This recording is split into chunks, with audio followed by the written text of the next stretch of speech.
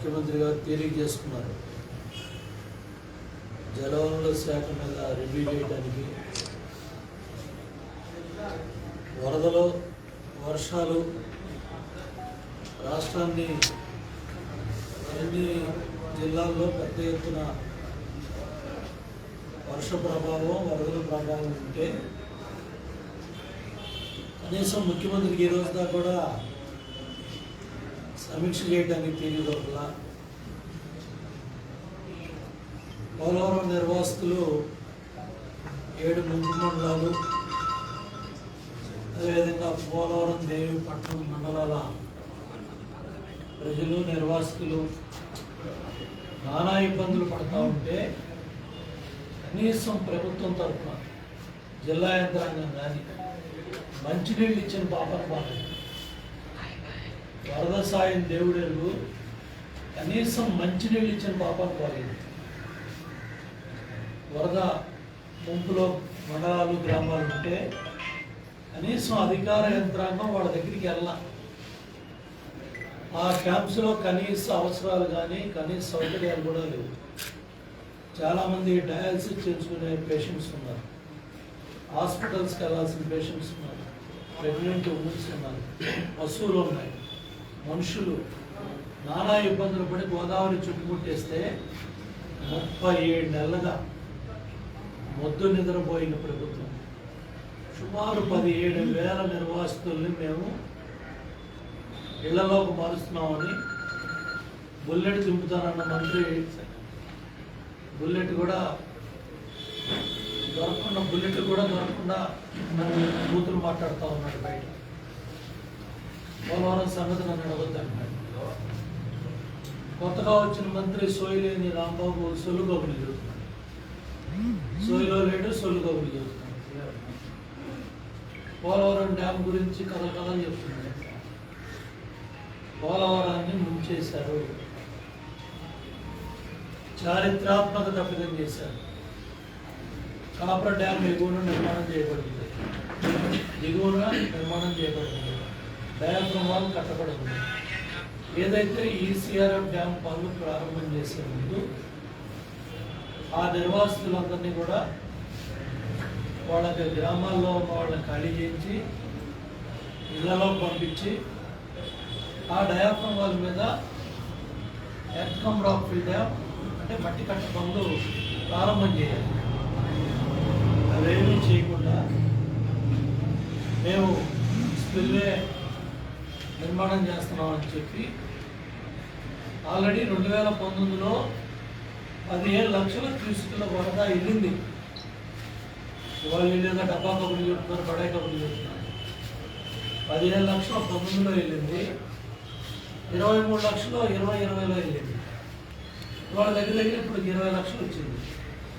June జూలైలో వరద వస్తుందని గోదావరి జిల్లాలో ఈ రాష్ట్రంలో ఏ చిన్న పిల్లవాడిని అడిగినా చెప్తారు. ముఖ్యమంత్రి అవగాహన రాజ్యం బయటపడింది. జూలైలో ఎంత వరద వస్తుందంటే 37 ఏళ్ళు గడిపిగారు. దిగువ కాపర్ డ్యామ్ పనులు ఎందుకు పూర్తి చేయలేకపోయారు? దిగువ కాపర్ డ్యామ్ నిర్మాణ పనులు ఎందుకు పూర్తి చేయలేకపోయారు? స్పిల్వే మీద వెళ్ళే నీళ్లు మళ్ళీ రివర్స్లో దిగువ కాపర్ డ్యామ్ నుంచి లోపలికి వచ్చేసి ఇవాళ బ్యాలెన్సింగ్ రిజర్వాయర్ తయారైంది. 2 కాపర్ డ్యాముల మధ్యలో ఒక బ్యాలెన్సింగ్ రిజర్వాయర్ తయారైంది. అంటే జగన్మోహన్ రెడ్డి ప్రభుత్వం నిర్లక్ష్యం వల్ల, జగన్మోహన్ రెడ్డి ప్రభుత్వం మూర్ఖత్వం వల్ల, జగన్ రెడ్డి రివర్స్ ట్రెండింగ్ డ్రామాల వల్ల, కమిషన్లకు కక్కుర్తిపడి ఆశపడి పోలవరం డ్యామ్తో ఆటలాడుకోవడం వల్ల పోలవరాన్ని పండబెట్టేశారు, పోలవరాన్ని ముంచేశారు. 800 కోట్లు అవుతాయి, నీళ్ళు ఎత్తిపోయాలంటే 2000 కోట్లు అవుతాయని అకమ్మ కబుర్లు చెప్పారు. ఇప్పుడు ఎన్ని వేల కోట్లు పెట్టి ఎత్తుకొస్తారు రాంబాబు? ఎన్ని వేల కోట్లు పెట్టి ఎత్తిపోస్తారు జగన్మోహన్ రెడ్డి గారు. ఏం ద్రోహం చేసిందని 5 కోట్ల ప్రజలు మీకు ఓటేసిన పాపానికి పోలవరం డ్యామ్ నిర్మాణ పనులు పూర్తి చేయకుండా పోలవరం ప్రాజెక్ట్ని ఇవాళ ఒక బ్యాలెన్సింగ్ రిజర్వాయర్గా 2 కాపర్ డ్యాముల మధ్యలో నీళ్లు నిలబెట్టేశారు. ఎక్కడైతే డయాఫ్రమ్ వాల్ కట్టబడిందో దాని మీద ఎత్కమ్ రాక్విల్ డ్యామ్ 150 అడుగుల ఎత్తులో కట్టాలి మనం. అటువంటి నిర్మాణ పనులు చేసే ప్రాంతాన్ని వరద నీటితో ముంచేశారు. ఎలా? దిగువ కాపర్ డ్యామ్ నిర్మాణాన్ని పూర్తి చేయాలి. 37 నెలలుగా ఏం చేశారు? ఎంతవరకు పూర్తి చేయాలి? మీన్ సీ లెవెల్ సముద్ర నీటి మట్టానికి స్పిల్వే లెక్కలు కట్టి ఎగువ కాపర్ డ్యామ్ ఎన్ని మీటర్ల ఎత్తులో, దిగువ కాపర్ డ్యామ్ ఎన్ని మీటర్ల ఎత్తులో అని మేము పనులు కొంతమేర చేసి మీకు అప్పచెప్పాం. మీరు వచ్చి 37 నెలలు అయింది. ఎందుకు దిగువ కాపర్ డ్యామ్ పనులు పూర్తి చేయలేకపోయారు? ఎంతవరకు నిర్మాణం చేసి తెలుగుదేశం ప్రభుత్వ హయాంలో మీకు అప్పచెప్పబడింది? మీరు ఈ 37 నెలల్లో ఏ మేరకు పనులు చేశారు? ఇవాళ 2 కాపర్ డ్యామ్స్ మధ్యలో గోదావరి నీళ్లు నిండి రిజర్వాయర్గా తయారవడానికి ఈ చారిత్రాత్మక తప్పిదానికి, ఈ చారిత్రాత్మక వైఫల్యానికి ముఖ్యమంత్రి బాధ్యత తీసుకుంటాడా? జలవనరుల శాఖ మంత్రి బాధ్యత తీసుకుంటాడు. ట్రాన్స్ఫర్లకు కక్కుర్తి వరదలు వచ్చే సమయంలో కోట్ల రూపాయల బదిలీల్లో కక్కుర్తిపడి కీలకమైన వ్యక్తుల్ని కీలకమైన స్థానాల్లో ప్రాజెక్టుల దగ్గర బాధ్యత గల వ్యక్తుల్ని అక్కడ పెట్టకుండా మీ డబ్బులు కక్కుర్తితో, మీ ట్రాన్స్ఫర్ల కక్కుర్తికి ఇవాళ ప్రాజెక్టుల్ని బలి తీసుకుంటాం. పులిచింతల గేట్ ఇంతవరకు పెట్టారు. పులిచింతల గేటు కొట్టుకుపోయి ఎన్నేళ్ళైంది రాంబాబు. ఈ రాంబాబు ఎంత గొప్పవాడంటే గోదావరి నది మీద పులిచింతల ప్రాజెక్ట్ కడతాను. ఇటువంటి సోయలేని రాంబాబు చేతుల్లో ఇరిగేషన్ డిపార్ట్మెంట్ పెట్టిన ఈ జగన్మోహన్ రెడ్డి ఎంత తెలియగలడో అర్థమవుతా ఉంది. ఇది జాతికి చేసిన ద్రోహం. జగన్ రెడ్డి రాష్ట్ర ప్రజలకు సమాధానం చెప్పాలి, రాష్ట్ర రైతాంగానికి సమాధానం చెప్పాలి. పోలవరం ప్రాజెక్టు జాతీయ ప్రాజెక్టు, నేషనల్ ప్రాజెక్టు. 50 లక్షల క్యూసెక్ల ఫ్లడ్ వచ్చినా కూడా కట్టుకునే విధంగా స్పిల్వే నిర్మాణం చేయబడింది. ఇవాళ మేమేదో గేట్లు తెచ్చామని సొల్లు కబుర్లు చెబుతున్నాను. 2019 జూన్ జూలైలోనే మేము కట్టబడిన స్పిల్వే ద్వారా, స్పిల్ ఛానల్ ద్వారా, పైలట్ ఛానల్ ద్వారా నీళ్లు సముద్రంలోకి వెళ్ళాయి. ఇవాళేమో 22లో మీరు ఓడపడిసిందే లేదంట. 2019లోనే గోదావరి నీళ్ళు వెళ్ళాయి స్పిల్వే మీద. మీరు చేసిన అరాచకం ఏంటంటే, మీరు చేసిన నిర్వాహకం ఏంటంటే డయాఫ్రమ్ వాళ్ళని దానికి వదిలేశారు. ఒక జాగ్రత్తలు తీసుకొని దాన్ని కాపాడకుండా గోదావరి వరదకి 2019 కప్పు చెప్పారు, 2020 కప్పు చెప్పారు, 21 జూన్కు ప్రాజెక్టు పూర్తి చేస్తామని చెప్పారు, 21 డిసెంబర్కు ప్రాజెక్టు పూర్తి చేస్తామని చెప్పారు. మళ్ళీ 22 జూన్కి వెళ్ళారు, 22 డిసెంబర్కి వెళ్ళారు. మళ్ళీ మొన్న అసెంబ్లీలో 23 జూను 23 చివరి నాటికి అన్నారు. ఇప్పుడేంటి? 2 కాపర్ డ్యాముల మధ్యలో గోదావరి నిలబెట్టేసి, ఎక్కడైతే కాపర్ డ్యాములు కట్టబడిన ఉద్దేశం ఏంటో ఆ ఉద్దేశాన్ని దెబ్బతీసి ఇవాళ రివర్స్లో గోదావరి వెళ్ళిపోయింది. వీళ్ళ నిర్వాహకాలకి, వీళ్ళ తప్పిదాలకి, వీళ్ళ వైఫల్యానికి, వీళ్ళ అసమర్థతకి, వీళ్ళ చేతనంతానానికి ఇవాళ జాతీయ ప్రాజెక్టు పోలవరం మూల్యం చెల్లించుకుంది. ఒక అసమర్థుడి చేతిలో ప్రాజెక్టు ఇవాళ ఈ పరిస్థితి పట్టింది. చూడండి, రౌతును బట్టి గుర్రం పరిగెత్తుంది.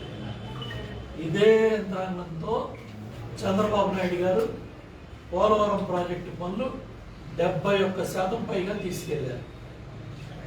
ఒక అసమర్థుడు ముఖ్యమంత్రి అయ్యాడు. 5 కోట్ల మంది ప్రజలు నేను అడుగుతున్నాను, ఒక్కసారి ఆలోచన చేయండి. ఒక అసమర్థుడికి, ఒక పరిపాలన అవగాహన లేని వాడికి, ఒక పరిపాలన అనుభవం లేని వాడికి మీరు చేతిలో 151 సీట్లు పెట్టి రాష్ట్రాన్ని అప్పచెప్పారు. రాష్ట్రాన్ని భ్రష్టు పట్టించి, రాష్ట్రాన్ని నాశనం చేసి, రాష్ట్రాన్ని అధోగతి పాలు చేసి, రాష్ట్రాన్ని అప్పులు పాలు చేసి 5 లక్షల కోట్ల అప్పు తెచ్చి రాష్ట్రాన్ని ఏ విధంగా ముంచేశాడో ఇవాళ 26 జిల్లాలకి వరప్రసాదం. ఇవాళ దగ్గర 7,20,000 ఎకరాలు కొత్త ఆయకట్టే కాకుండా 50 లక్షల ఎకరాలు 26 జిల్లాల్లో నదుల అనుసంధానం కావచ్చు, కాలువల ద్వారా కావచ్చు, ఉత్తరాంధ్ర సుజల స్రావం ద్వారా కావచ్చు, లేదా గోదావరి పెన్న అనుసంధానం ద్వారా కావచ్చు, రాష్ట్రం మొత్తం అన్ని జిల్లాలకి తీసుకెళ్లే నీళ్లు పోలవరం ప్రాజెక్టులో ఉన్నాయి. 194 టీఎంసీలు నిలబడతాయి. 960 మెగావాట్లు జల విద్యుత్ వస్తుంది. ఇది బహుళార్థ సాధన ప్రాజెక్టు. సాగునీరు 540 గ్రామాలకి మంచినీళ్ళు వెళ్తాయి. 23 టీఎంసీలు విశాఖపట్నానికి నీళ్ళు వెళ్తాయి. ఇండస్ట్రియల్గా బ్రహ్మాండంగా వైజాగ్ డెవలప్ అవుతుంది. రైట్ మెయిన్ కెనాల్కి 80 టీఎంసీలు మనం పట్టిసీమ ద్వారా వచ్చే నీళ్లు గ్రావిటీ ద్వారా వస్తాయి. మళ్ళీ అటు లెఫ్ట్ కెనాల్లో విశాఖపట్నం, ఉత్తరాంధ్ర సుజల స్రవంతి ద్వారా శ్రీకాకుళం, విజయనగరం, విశాఖపట్నానికి కూడా నీళ్ళు వెళ్ళే ఈ ప్రాజెక్ట్ని జగన్మోహన్ రెడ్డి నిర్లక్ష్యం వల్ల, మూర్ఖత్వం వల్ల, తెలివితక్కువతనం వల్ల, చేతనంతనం వల్ల ఇవాళ ఈ ప్రాజెక్టుకి ఈ పరిస్థితి వచ్చింది. ఇది జాతి ద్రోహం. ఇది రాయలసీమకు ద్రోహమే కాదు, ఉత్తరాంధ్రకే ద్రోహం కాదు, ఇది జాతికి చేసిన ద్రోహం. ఈ విషయాలన్నీ కూడా చంద్రబాబు నాయుడు గారు మొన్న కేంద్ర జలవనరుల శాఖ మంత్రికి ఒక క్రానలాజికల్ ఆర్డర్లో మొత్తం వివరంగా తెలియజేశారు. 5 సంవత్సరాల తెలుగుదేశం ప్రభుత్వంలో పోలవరం ప్రాజెక్టు అథారిటీ ఆధ్వర్యంలో రాష్ట్ర జలవనరుల శాఖ ఏ విధంగా పనులు చేసింది, వీళ్ళ నిర్లక్ష్యం వల్ల జరుగుతున్న పనుల్ని ఆపేసి, కాంట్రాక్టర్ని ఎలగొట్టేసి, వరదల సమయంలో కాంట్రాక్టర్ని బయటికి పంపించేసి, నవంబర్ 2019 దాకా ప్రాజెక్టులో కొత్త కాంట్రాక్టర్ లేకుండా రివర్స్ టెండరింగ్ డ్రామా ఆడి, ఆ రివర్స్ టెండరింగ్ డ్రామాలో 2 కాంట్రాక్టర్లు పాల్గొనాలి, ఒకళ్ళే పాల్గొనాలి. మళ్ళీ 2 ఏళ్ళు టైం ఇచ్చారు. ఆ 2 ఏళ్ళు కూడా పూర్తయిపోయింది. 3 ఏళ్ళు అయింది. 37 నెలలకు వచ్చాం. దిగువ కాపర్ డ్యాంలో మరి కట్టాల్సిన ఎత్తులో నిర్మాణం చేయకపోవటం, మళ్ళీ రివర్స్లో గోదావరి నీళ్ళు వచ్చి ఎగువగా కాపర్ డ్యామ్ను తగిలాయంటే ఇంకా సిగ్గు లేకుండా రాంబాబు చెబుతున్నాడు, డయాఫ్రమ్ వాళ్ళు ఆరోగ్యానికి ఇబ్బంది లేదు, నీళ్ళు ఇటు నుంచి వచ్చినాయి, అటు నుంచి రాలా, ఇటు నుంచి వచ్చాయి కాబట్టి అంతా బాగానే ఉందని సొల్లు కబుర్లు చెబుతున్నాడు. సొల్లు కబుర్లు చెబుతున్నావు రాంబాబు, నిన్ననే ఉపయోగం. ఇలాంటి అసమర్థులు పెట్టిన జగన్మోహన్ రెడ్డి నీకన్నా పెద్ద అసమర్థుడు, అవగాహన లేని వాడు. చెప్పండి, ఇప్పుడు చెప్పండి, దిగువ కాపర్ డ్యామ్ పనులు ఎందుకు చేయలేకపోయారు? ఎంత ఎత్తులో దిగువ కాపర్ డ్యామ్ నిర్మాణం జరగాలి? గోదావరి నీళ్లు రివర్స్లో ఎందుకు ఎగువ కాపర్ డ్యామ్కి, డయాఫ్రమ్ వాల్కి, ఎర్త్కమ్ రాక్ ఫిల్ డ్యామ్ నిర్మాణ పనులు జరిగే ప్రాంతంలో ఒక రిజర్వాయర్ అయింది. ఇవాళ మీరు పనులు చేయగలరా? పోలవరం డ్యాంలో ఇప్పుడు వరద తగ్గిన తర్వాత పనులు చేయగలరా? చెప్పండి. రాష్ట్ర ప్రజలకు ఎవరన్నా ఇవ్వండి. నిర్వాసితులకు ఏం సాయం చేశారు? ఎంతమందిని మీరు పునరావాస కేంద్రాల్లో పెట్టారు? వాళ్ళకి ఏ మేరకు బియ్యం ఇచ్చారు? వాళ్ళకి ఏ మేరకు కిరసనాలు ఇచ్చారు? వాళ్ళకి ఏ మేరకు కూరగాయలు ఇచ్చారు? ఏ మేరకు ఆరోగ్య జాగ్రత్తలు తీసుకున్నారు? ఎంతమందిని షిఫ్ట్ చేశారు? ఎంతమంది ఇళ్లలోకి వెళ్ళారు? ఎంతవరకు ఖర్చు పెట్టారు? వైట్ పేపర్ ఇస్తాను, ఏ ఇవ్వు వైట్ పేపర్ శ్రద్ధమొత్తం రిలీజ్ చేయండి. తెలుగుదేశం ప్రభుత్వంలో ఎంత కంప్లీట్ చేశాం? స్పిల్వే పని ఎంత పనులు చేశాం? ఎంత ఎక్స్ప్లెనేషన్ చేశాం? మీరేం చేశారు? 37 నెలల్లో మీరు చేసిందంతా 8,000 కోట్లు పని చేశారు. కేంద్ర ప్రభుత్వం ఇచ్చిన డబ్బులు పోలవరం డ్యాంలో ఖర్చు పెట్టకుండా బయటకు ఎందుకు ఖర్చు పెట్టారు? ఎక్కడ కంపెనీలకు అడ్వాన్సులు ఎందుకు ఇచ్చారు? కేంద్రం నుంచి వచ్చిన డబ్బులు తెలుగుదేశం ప్రభుత్వంలో చంద్రబాబు నాయుడు గారు చేసిన పనుల డబ్బులు కేంద్రం నుంచి పోలవరం డబ్బులు వస్తే ఆ డబ్బుల్ని మీరు బయటకు ఎందుకు మార్చారు? నిర్వాసితులకు ఎందుకు ఇవ్వాలా, డ్యామ్ పనులు ఎందుకు పూర్తి చేయాలా, వీటన్నిటి కూడా వివరణ ఇవ్వండి. పోలవరం డ్యామ్ నిర్మాణం పనులు ఎప్పుడు ప్రారంభమవుతాయి, లోయర్ కాపర్ డ్యామ్ ఎంత ఎత్తులో కట్టాలి, ఎంత ఎత్తులో కట్టబడి ఉంది, గోదావరి నీళ్లు 2 కాపర్ డ్యామ్ మధ్యలోకి రిజర్వాయర్గా ఎందుకు నీళ్లు వచ్చాయి, మీ తప్పిదం కాదా, ఇది చారిత్రాత్మక తప్పిదం కాదా, ఈ వైఫల్యానికి ఎవరిని ఉరి తీయాలి,